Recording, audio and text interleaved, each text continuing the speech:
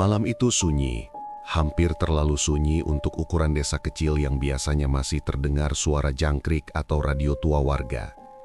Danu, pemuda 24 tahun yang bekerja sebagai ojek motor, baru selesai mengantarkan penumpang terakhirnya.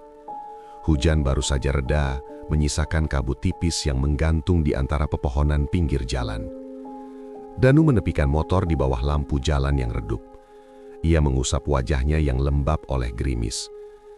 Sudah pulang, gumamnya. Namun sebelum ia sempat menyalakan motor, sebuah suara serak memanggil pelan. Nak ojek. Danu menoleh.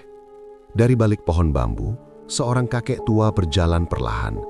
Pakaian kakek itu kuno, seperti baju lurik lusuh yang mungkin sudah puluhan tahun usianya. Rambutnya putih seluruhnya dan matanya bening. Terlalu bening untuk seorang tua. Bisa antar saya ke rumah bidan Ratri, nak. Cucu saya sebentar lagi lahir, ujar si kakek dengan napas berat, namun wajahnya tersenyum ramah. Danu ragu. Waktu sudah hampir jam 2 pagi dan jalan menuju rumah bidan melewati sawah gelap serta hutan kecil. Tapi melihat kakek itu yang tampak kelelahan, Danu tak punya hati menolak. Tentu, Kek. Mari naik. Saat kakek itu duduk di belakang, Danu merasakan sesuatu yang aneh. Motor terasa tidak berubah bebannya, seperti tidak ada siapa-siapa naik. Danu menepis perasaan itu. Mungkin karena malam ini ia terlalu lelah.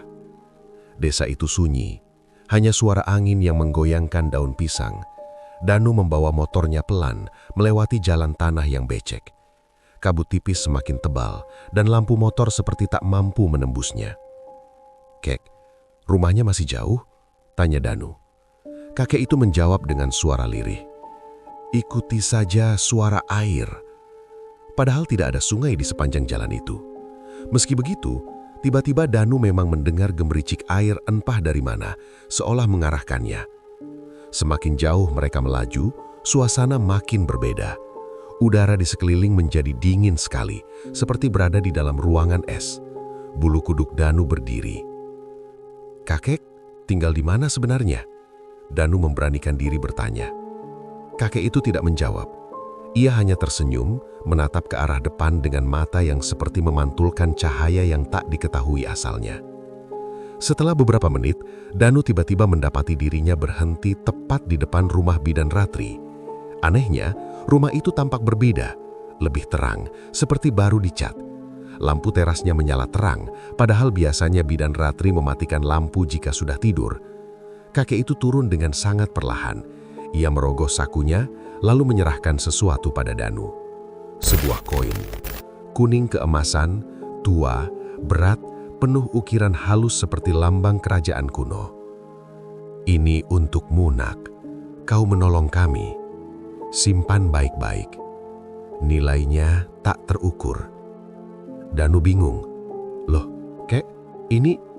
Namun sebelum Danu sempat bertanya lebih jauh, kakek itu berjalan menuju pintu. Ia mengetuk perlahan.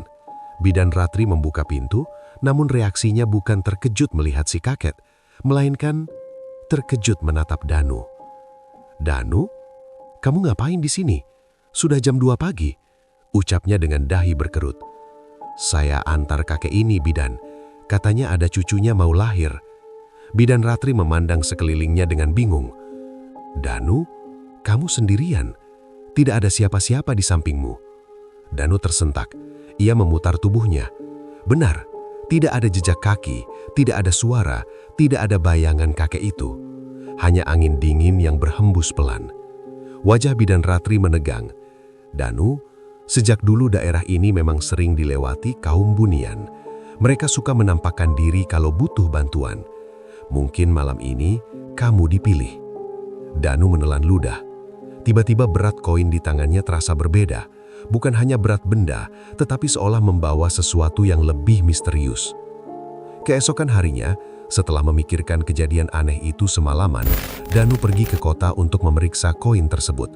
Ia menemui seorang kolektor dan sejarawan benda antik yang terkenal teliti. Begitu melihat koin itu, mata sang kolektor langsung membesar. Di mana kamu dapat ini? Tanyanya dengan nada serius. Danu gugup. Dikasih orang, kakek dari desa. Saya tidak tahu siapapun yang punya ini, ujar kolektor itu sambil mengusap koin dengan hati-hati. Ini koin kerajaan tua abad ke-12, koin yang menurut sejarah hilang, tidak ada satupun museum yang punya. Dan nilainya? Tanya Danu perlahan. Kolektor itu menghela napas panjang, seperti tak percaya. Nilainya bisa ratusan juta rupiah, bahkan mungkin lebih. Ini bukan hanya koin, ini sejarah yang hilang. Danu tak mampu berkata apa-apa. Malam itu, ia hanya berniat pulang. Ia tak pernah menyangka menolong seorang penumpang aneh akan mengantarkannya pada pengalaman yang tidak dimiliki siapapun. Sejak malam itu, setiap kali Danu melewati jalan dekat hutan, ia selalu merasakan hembusan angin dingin yang lembut. Kadang ia mendengar suara gemericik air dari arah yang sama seperti malam itu, padahal tidak ada sungai di sana. Seolah ada dunia lain yang berdampingan dengan desanya, dan seseorang dari dunia itu sedang mengucapkan terima kasih. Dan satu hal yang Danu sadari, kakek itu bukan sekedar penumpang, ia adalah tamu dari dunia yang berbeda, kaum bunian yang datang membawa berkah tak terduga.